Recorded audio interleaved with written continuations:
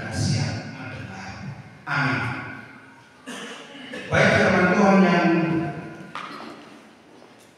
akan dibacakan untuk kita pada pagi hari ini terambil dari Matius pasal 17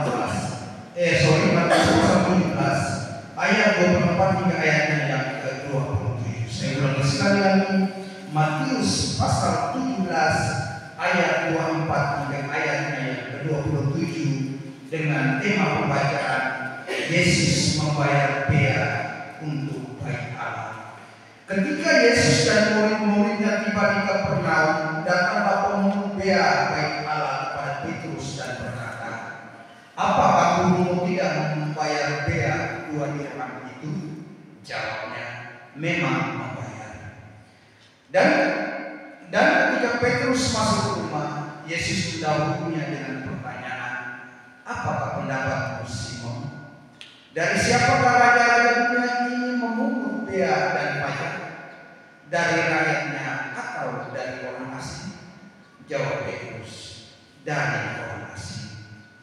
Maka kata Yesus kepadanya, "Jadi bebaslah rakyatnya. Tetapi supaya jangan kita menjadi batu sandungan bagi mereka, pergilah memancing ke danau, dan ikan pertama yang kau pancing, tangkaplah dan bukalah mulutnya. Maka engkau akan menemukan mata uang 4 dirham di dalamnya. Apabila itu, ambillah itu dan bayarkan kepada mereka, bagiku dan bagimu juga." Demikian firman Tuhan. Terima kasih, berbahagia kita yang sudah mendengar firman Tuhan, memelihara dan melakukan. Salam, salam sekali. Salam, salam. Ya, Bapak Mama, hari ini kita agak berbeda ya, devosi kita dalam keadaan sakit. Tidak bisa, jadi kita memulai versi yang baru dengan ini. Dan saya berharap hari ini tidak mengurangi sukacita kita, tiba-tiba musik masih enak langsung tak berhenti. Karena improve-nya terlalu panjang. Jadi kalau kita ajak jemaat untuk ikut itu, akhirnya kita mendatangkan batu sandungan seperti tema kita. Jangan menjadi batu sandungan. Itu tema kita. Mama saudara-saudara yang diberkati Tuhan, kampung Kapernaum. Kapernaum itu dari dua kata, yaitu kafer dan nahum. Kapernaum atau kampung Nahum.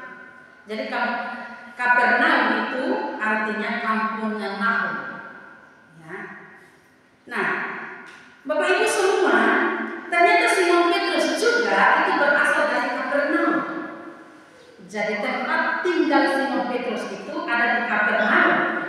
Sehingga pada waktu Tuhan Yesus bersama dengan murid-muridnya masuk ke Kapernaum, orang panggil Petrus atau petugas bea, petugas pajak, panggil Petrus dan tanya kepada Petrus, "Apakah gurumu tidak membayar 2 dirham itu?"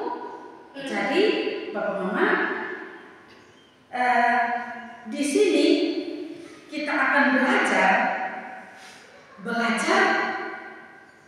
tentang bagaimana respon Tuhan Yesus terhadap pembayaran pajak ini. Nah, apa sebenarnya bea atau pajak 2 dirham ini? Bapak Ibu dalam Perjanjian Lama Keluaran 30 ayat 14 sampai 16, di situ menjelaskan persembahan 2 dirham atau 1/2 sikal itu namanya uang pendamaian, bayar pendamaian. Nah, orang Yahudi atau bangsa Israel itu memiliki hukum Allah yang begitu ketat.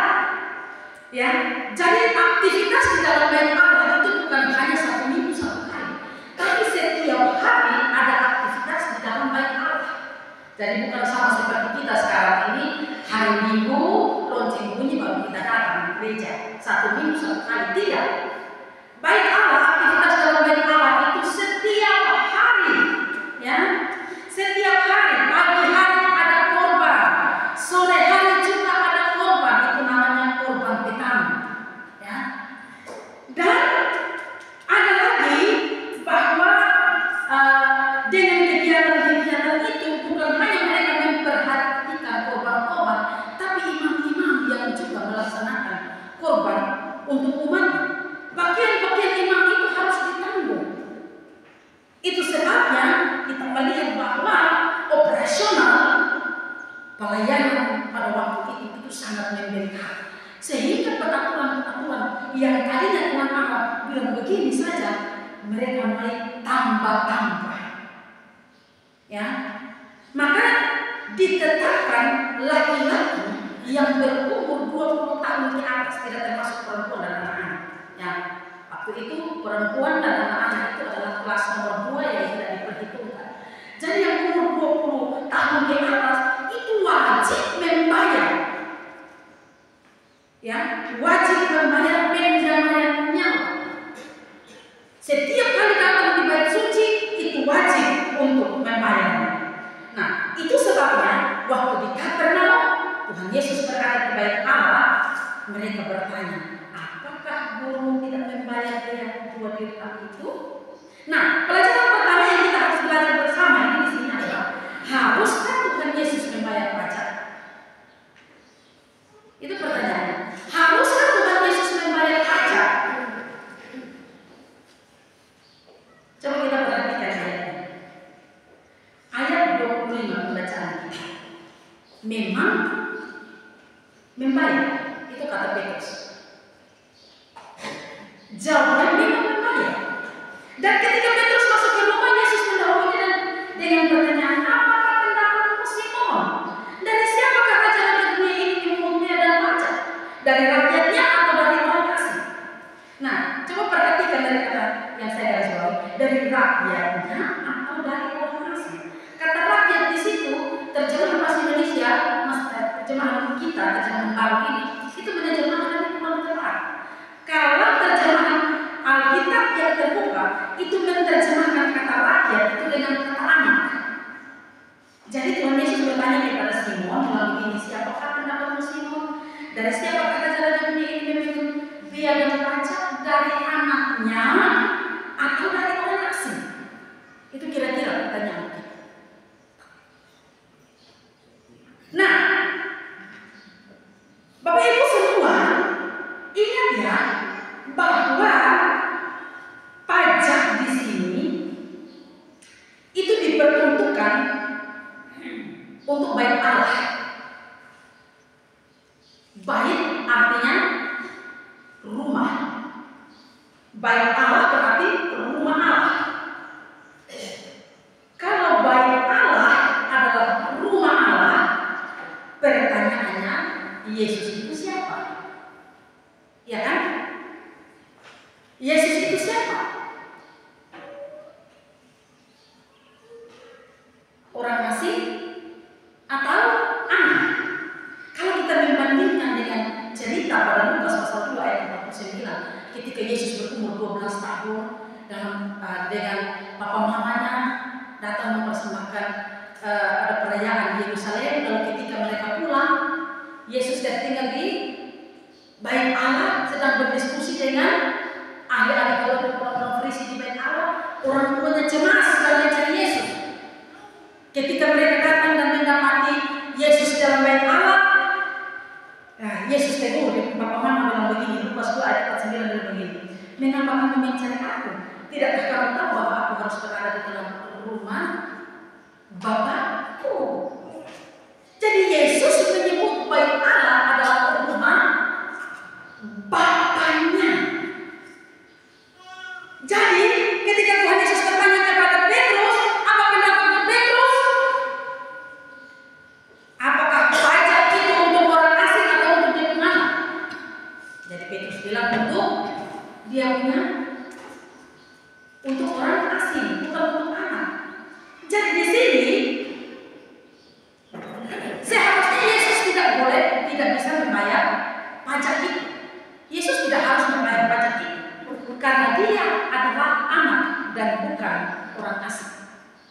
Tapi yang menarik, bagian kedua yang kita belajar di sini bahwa Yesus memilih untuk membayar pajak.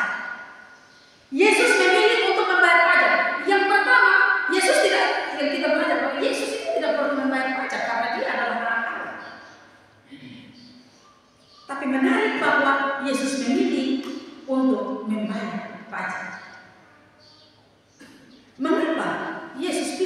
bayar pajak. Ayat 27a menjelaskan bagi kita apa? Tetapi supaya jangan kita menjadi batu sandungan bagi mereka. Supaya kita jangan menjadi batu sandungan bagi mereka. Itu tujuannya supaya tujuan Tuhan Yesus bilang, Simon Petrus kita bayar. Supaya jangan menjadi batu sandungan. Sebab kalau Tuhan Yesus tidak membayar, otomatis murid-murid pun tidak membayar. Jadi kalau Tuhan Yesus tidak bayar pajak di bait Allah karena dia anaknya, nanti orang-orang itu berkata bahwa kenapa lu sudah taat terhadap hukum Taurat, lu boleh mengajarkan kebenaran, tapi untuk hal ini lu sudah taat. Ya, itu sebabnya mereka mau membayar. Tujuannya supaya jangan menjadi batu sandungan. Nah kalau begitu, itu batu sandungan itu apa? Batu sandungan secara harfiah itu adalah batu yang menyebabkan orang tersandung. Batu yang menyebabkan orang tersandung, atau pakai kata kata batu yang bikin orang terantuk. Pakai lagi kata bahasa yang lebih keren, batu yang bikin orang mastunu. Suka atau mastunu toh? Batu yang bikin orang mastunu jatuh.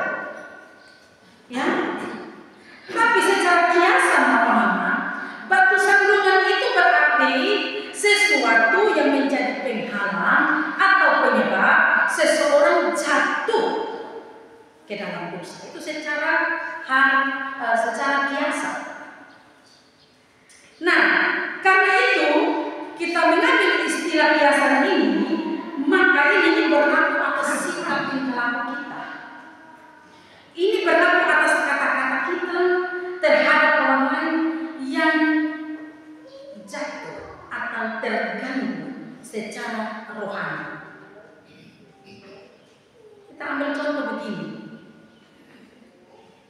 Kita dalam kebaktian begini, tiba-tiba ada seseorang penghabis Bebo tanya, saya mau mantap lihat itu orang kesana, cari itu bunyi kesana. Itu makanya kalau datang HP saya. Kalau sudah kasih mode pesawat. Karena kalau tiba-tiba kita dengar firman begini, tiba-tiba bunyi saya pikir paling besar lah. Wih, saya mau lihat, apalagi kita model gereja yang ngomong begini, dia bunyi mereka sudah sama langsung lihat ini apa yang ngomong. Jadi kira-kira begitu orang tertanya. Atau waktu khotbah begini, orang lain ada ini yang sebelah ada dia model Tuhan, tapi dia punya leher ini miring terus, kusuk-kusuk yang sedih, dia kusuk-kusuk terus. Dia menjadi penghalang, atau dia membuat menjadikan orang lain itu masdum jatuh dalam dosa. Itu arti harfiahnya seperti itu. Ada contoh lain lagi. Kita di kitab gereja, ya, misalkan begini, tiba-tiba kita lihat ada cewek cantik datang pakai tali satu. Ya, katakanlah anak saya yang pakai tali satu. Mungkin kalau dia masih bayi balita, potong datang gemas. Tapi kalau dia sudah umur SMA, misalkan dia pakai model seperti itu ketemu dengan firman Tuhan, insya Allah punya anak ini tuh keluar gereja ini. Ayo bikin berdosa bisa. Atau misalkan kita ada kebaktian begini, tiba-tiba Bapak Mama lihat sampai dari sana, ibu pendeta bulu mata pun panjang lain, itu bulu mata anti badai cetar membahan atau apa kamu. Akhirnya Bapak Mama sangat fokus dengan firman Tuhan, memang bulu mata menjadi sambungan bagi Bapak Mama semua. Jadi Bapak Mama saudara-saudara, segala sesuatu action kita, tutur kata kita itu menyebabkan orang lain terganggu secara rohani, itu berarti kita sedang menjadi batu sandungan. Nah, ini mari kita renungkan ini Bapak. Ya. Jadi kalau Tuhan Yesus kembali pada sini, seandainya Tuhan Yesus tidak membayar pajak itu, maka bisa saja kalau semua orang yang ada di situ guru ini mengajarkan kebaikan. Tapi kenapa dia punya kewajiban untuk membayar pajak itu?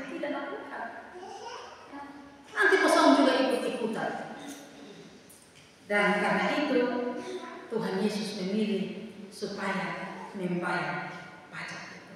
Nah, Bapak Mama, saudara-saudara, kita akan belajar lebih lanjut bahwa untuk memahami sebab sandungan ini, Bapak Ibu, jangan memahami bahwa batu sandungan itu diberlakukan secara mutlak. Ada banyak firman Tuhan yang berlaku mutlak, tapi ada firman Tuhan yang juga tidak berlaku mutlak. Nanti saya akan kasih contoh.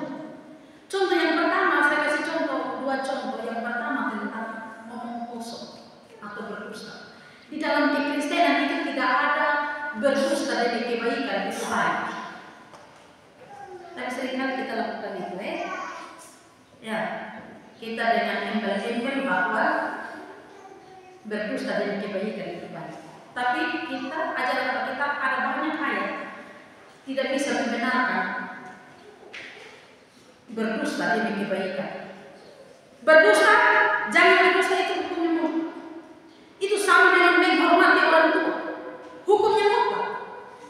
Hormat pada orang tua. Tapi apakah kita taat terhadap apa semua yang diperintahkan orang tua? Tidak, tapi sikap hormat itu mutlak. Ini kasih contoh begini, Bapak. Kalau ada orang tua yang suruh anaknya, jangan gereja hari minggu ke gereja, lupa kumpul keluar. Kita tidak boleh melakukannya, tapi menolak dengan sikap hormat. Bapak, beta gereja, selesai beta gereja baru beta di kumpul keluar. Jadi tetap menghormati orang tua,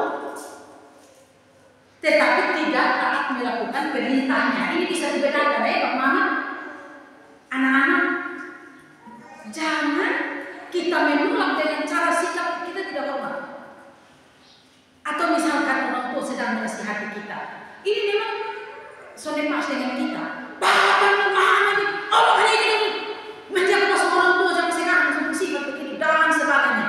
Seharusnya kita mungkin tidak suka dengan apa yang diungkapkan orang tua kita, mungkin itu menyakiti hati kita.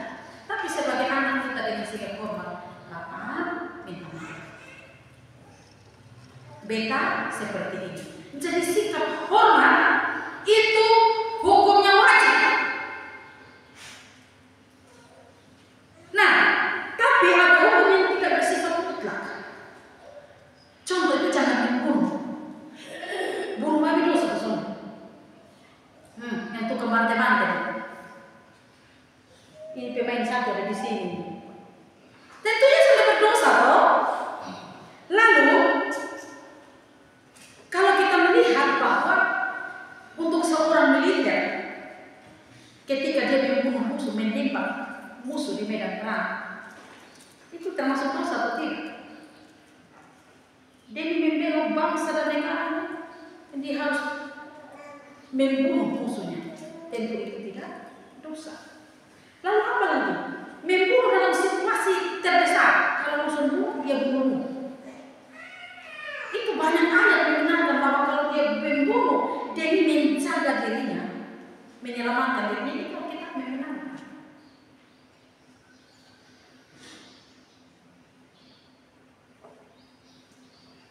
Karena itu kita harus melihat ada hukum-hukum tertentu bahwa itu tidak mutlak.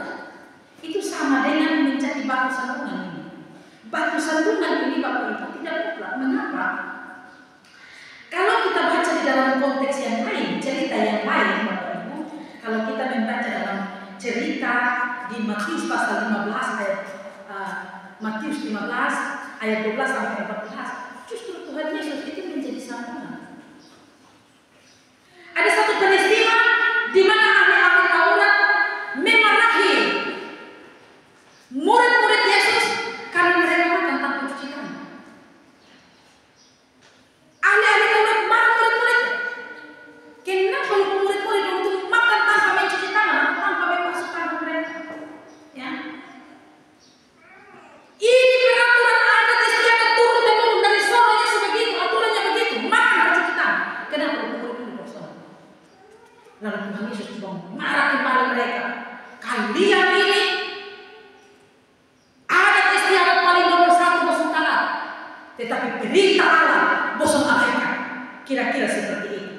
Sehingga kalau kita perhatikan dalam ayat yang ke-12 sampai 14 bilang begini, maka datanglah murid-muridnya dan bertanya-tanya kepadanya dan bertanya kepadanya, engkau tahu bahwa perkataan itu telah menjadi batu sandungan bagi orang Farisi. Jadi ketika Tuhan Yesus bilang bosong pelihara anak istiadat, tapi perintah Allah bosong anak. Perintah Allah yang mana? Perintahnya bilang hormati orang tua, tapi biaya hidup untuk orang tua bosong pangkas semua, bosong kasih dengan alasan bilang mau kasih di bait suci. Bosong munafik semua. Kira-kira kata yang kasar seperti itu. Lalu Tuhan Yesus menjawab dalam ayat 13, Tuhan Yesus, setiap tanaman yang tidak ditanam oleh Bapakku yang di sorga akan dicari dengan akar-akarnya. Biarlah mereka itu. Mereka orang buta yang menuntut orang buta. Jika orang buta menuntut orang buta, pasti keduanya jatuh ke dalam. Ini lihat dalam kasus ini Tuhan Yesus tidak ragu-ragu menjadi batu sandungan. Bapak-bapak, saudara-saudara yang terkasih di dalam Tuhan kita Yesus Kristus,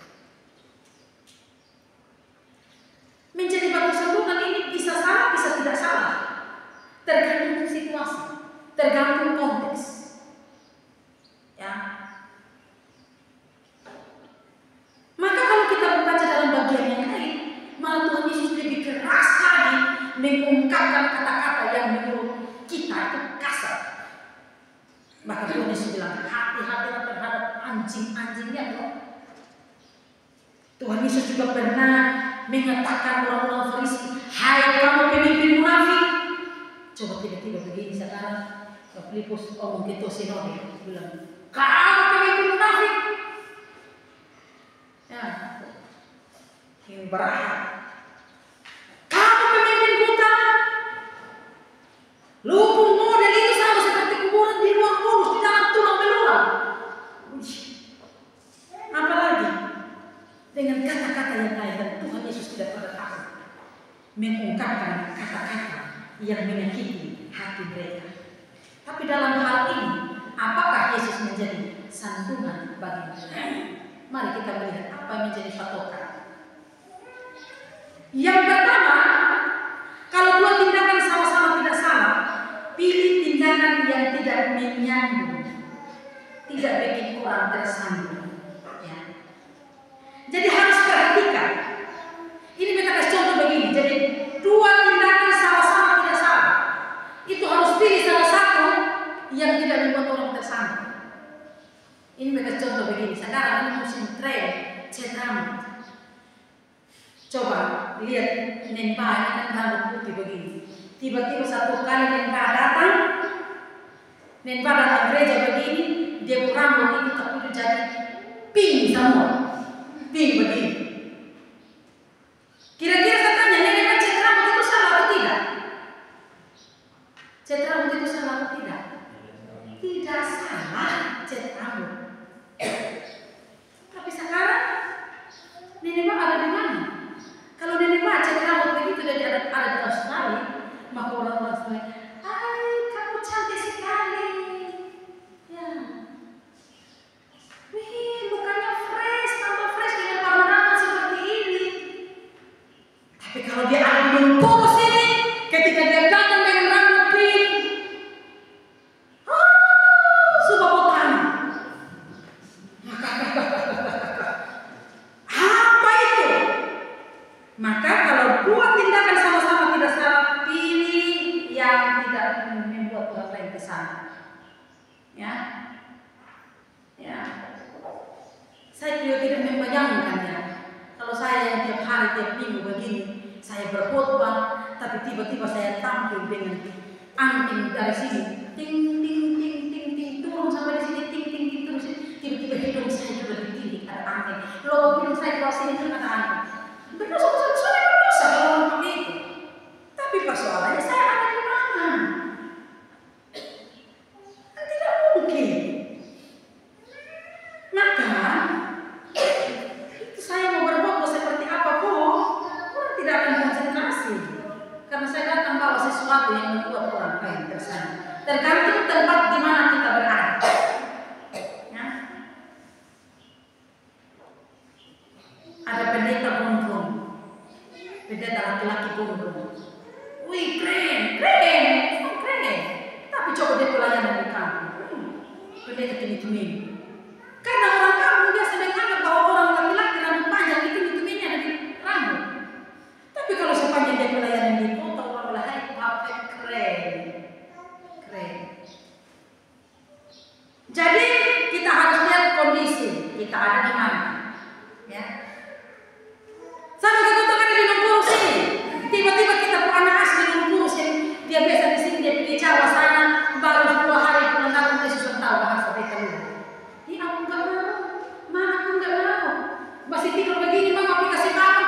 Bangun, ma aku lagi tidur di bangunan sini. Ya lupa itu akhirnya menjadi sambungan bagi dia orang. Jadi patokan untuk menjadi sambungan atau tidak, yang pertama, kalau 2 tindakan sama-sama tidak salah, harus lihat kondisi. Pilihlah tindakan yang tidak membuat orang lain tersangka. Yang kedua, kalau satu tindakan salah tidak boleh dilakukan sekalipun tidak membuat orang lain tersangka. Saya ulangi, kalau satu tindakan tidak salah itu tidak boleh dilakukan sekalipun tidak membuat orang lain tersangka. Ya. Omong kosong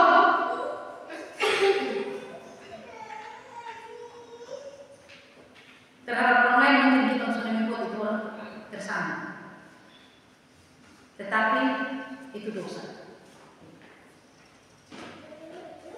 Cerita kecil itu juga termasuk dosa. Dapat kepiting kecil, cerita kepiting besar begini, itu cuma dibeli-belikan.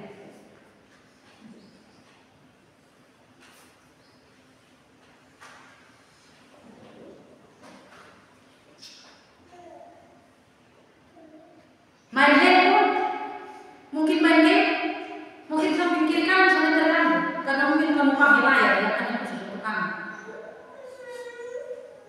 Tapi itu tetap salah, dan bukan hanya salah, itu berdosa.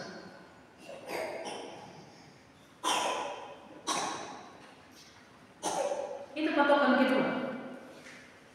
Jadi biar orang lain tidak tersandung, tapi kalau itu dosa, tidak boleh dilakukan. Yang ketiga, kalau tindakan itu benar, lakukan sekalipun membuat orang lain tersandung. Kalau tindakan itu benar, lakukan. Mama, ini menarik. Sekarang ini di mimbar-mimbar kan sudah ada orang ngomong tentang apologetik ini terbatas ya. Aku tuh mau berdebat dengan siapa di dalam sesama. Tapi coba lihat di internet, di YouTube, di Facebook, pendeta yang membela kebenaran, yang menjelaskan tentang Kristen, ini bukan sesama yang orang lain berseberangan, yang menegur, tapi sesama orang Kristen ini dong pemahaman. Ada orang yang ngomong sama Pak Esra begini, Pak Esra ini pulang kerja, tiap hari hanya kerja ini apa tanggapi ini orang-orang Islam yang punya video-video. Kristen nggak salah kan? Akhirnya marah beliau. Sekarang ini yang lagi tren ini siapa lagi? Edis, ya, Elia Miro. Siapa lagi? Kita jangan sebut itu yang pendeta-pendeta kita di sini. Ada Pak Mel, ya kan? Wih, kau sesama orang Kristen ini bukan mendoakan mereka supaya mereka punya Tuhan yang mengurapi mereka untuk bisa menjelaskan atau memberi bertanggung jawab atas setiap ajaran-ajaran Kristen. Malah kita sendiri yang marah. Bilang, aku tahu lah dan lain sebagainya. Itu tidak boleh. Karena firman Tuhan di dalam 1 Petrus pasal 3 ayat 15b dia bilang begini, siap sedialah pada segala waktu untuk memberi pertanggungjawab dalam setiap orang yang diminta pertanggungjawab daripadamu tentang pengharapan yang ada padamu, tapi haruslah dengan lembut dan hormat. Jadi siap sedia untuk memberi pertanggungjawab. Waktu mereka memberi pertanggungjawab bagi umat Kristen, itu tuh wajib dilakukan Bapak Ibu. Jadi kita sebagai anak Tuhan ini wajib mendoakan, jangan ikut mencaci maki. Itu sama dengan kita. Waktu kita menegur dosa, jangan takut. Sekalipun orang lain kasih, itu dosa. Jadi jangan tersinggung kalau ada majelis yang kasih ini. Bapak, kenapa Bapak begini? Ini sudah langsung ke gereja. Jangan tersinggung. Jangan cari gereja untuk pindah, hanya gara-gara kasih ini untuk rajin gereja. Ya. Tetapi Bapak Ibu, saudara-saudara yang terkasih, kembali lagi ada banyak orang menggunakan haknya dengan sembarangan. Sedikit-sedikit tegur, sedikit-sedikit bikin begini, bikin aksi yang lebar-lebar, dan akhirnya dia menjadi sanggup. Seperti nas pembimbing kita tadi, 1 Korintus 8 ayat 9. Tetapi jagalah supaya apa? Kebebasan itu jangan menjadi batu sandungan. Ya, jaga supaya jangan kebebasan menjadi batu sandungan. Ya, sekarang ini ada propaganda, ada orang-orang Kristen yang sudah ini dong tertentu dong sama makan darah, bilang darah itu nyawa. Jangan terlalu menghakimi dong. Mungkin secara perlahan-perlahan ajarkan dong. Darah enak perlu ini. Lu menggunakan punya kebebasan untuk menghakimi. Apalagi ada yang lain-lain, ya. Mari jangan pakai itu untuk menjadi sandungan bagi orang. Kita sama-sama ada di dalam satu jemaat. Mari, ada waktu di mana kita harus menjadi sandungan dalam hal menegur dosa dan lain-lain. Tapi ada waktu di mana Yesus saja memberikan teladan yang baik dengan membayar pajak. Dia saja tidak membayar, tapi dia lakukan itu supaya tidak tersandung. Ini mengajarkan kepada kita betapa rendah hatinya Yesus. Yesus begitu bijaksana sehingga semuanya dapat dia jalani dengan begitu baik. Saya kira pola ini memberikan gambaran kepada kita. Kita hidup di tengah-tengah jemaat, kita hidup di tengah-tengah keluarga, kita hidup di tengah-tengah lingkungan berjemaat. Jagalah supaya tutur kata kita, sikap kita, perkataan kita itu tidak membuat orang lain jatuh, apalagi jatuh dalam dosa. Bapak Ibu, saya akan tutup dengan satu cerita. Di satu tempat ada seorang anak kecil yang dia rajin sekolah minggu. Tapi tiap kali kalau dia ke sekolah minggu, ibu sekolah minggu ini selalu bilang sampai dalam ini, lu kenapa datang di kamu sebegini? Nanti minggu depan lu bisa datang. Minggu depan lagi dia masih kepingin datang, tapi waktu dia masih muncul dari sana ke sekolah minggu lagi, jangan, aduh, tangan kamu harus datang di sini. Dan seterusnya dan akhirnya dia tidak mau injak gereja lagi. Dan ternyata kata-kata guru sekolah minggu ini menjadi santunan bagi dia. Dan dia menjadi pemuda ateis yang tidak percaya adanya Tuhan. Dan akhirnya dia hidup menjadi seorang komunis. Dan dia anti dengan orang Kristen. Dia mendapatkan orang Kristen di mana dia akan membunuh. Lihatlah apa yang membuat dia tersambung hanya dari sebuah perkataan. Kamu. Mari kadang-kadang perkataan kita tidak membayangkan bahwa ini menjadi sandungan. Kita pun sikap kadang kita tidak sadar bahwa itu menjadi sandungan. Biarlah ini menjadi pelajaran penting bagi kita untuk melihat semuanya. Mari Bapak Ibu dengarkan kepala kita berdoa. Tuhan, terima kasih untuk kebenaran firman pada hari ini. Kami dapat belajar bahwa seringkali kami menjadi batu sandungan bagi orang lain. Tapi Tuhan juga tolong kami supaya ada kesalahan atau apa